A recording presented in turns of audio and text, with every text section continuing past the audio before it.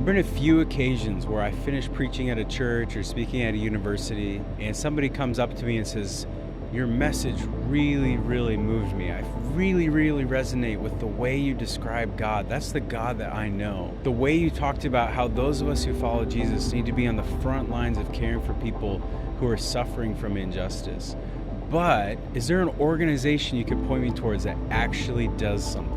I've heard that numerous times. What people are referring to is that Micah Challenge and a number of other organizations like us do advocacy work. Our primary goal is changing attitudes, policies, and behaviors that perpetuate injustice. We look at the civil rights movement. We look at William Wilberforce and the movement to end the transatlantic slave trade. We look at the end of child labor. These are all movements that needed to happen to see justice done for people in oppression. And these were all movements that had to engage the economic structures and systems of the day. These were all movements that God called leaders to step into, that had to engage the political systems and the policies of the day to transform injustice, transform the lives of communities, transform the lives of people in oppression by changing unjust policies.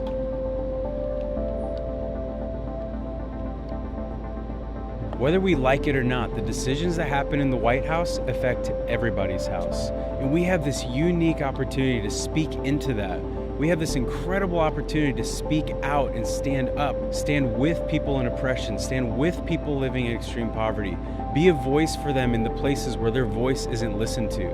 This is the beautiful work of advocacy, and we do it as worship. We do it as a way to glorify God, and God takes joy when His people stand up and speak out against unjust policies. God takes joy and is glorified when His people stand up, hold their leaders accountable to a higher standard, a standard where the least of these, where the vulnerable are looked after. That's our role as advocates. We can live justly in the way that we advocate.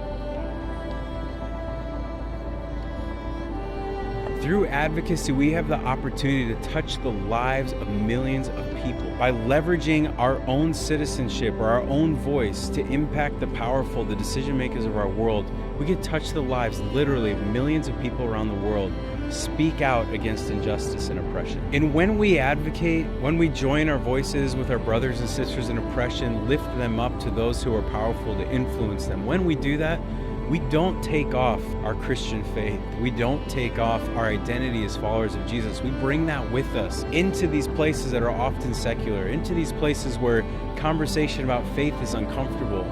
We bring who we are to those places. We bring Jesus into that room. Advocacy is a way we tell the world about who our God is. When we proclaim that God is a God of justice, that His concern for the vulnerable, for the oppressed, for the marginalized is so great that we, His followers, can't help but speak out. When the world hears of our God who is deeply concerned about the lives of people who are marginalized, who's deeply concerned about how policies impact the poor, they'll take notice. Advocacy is a chance for us to live justly. Advocacy is a chance for us to impact the lives of people living in oppression.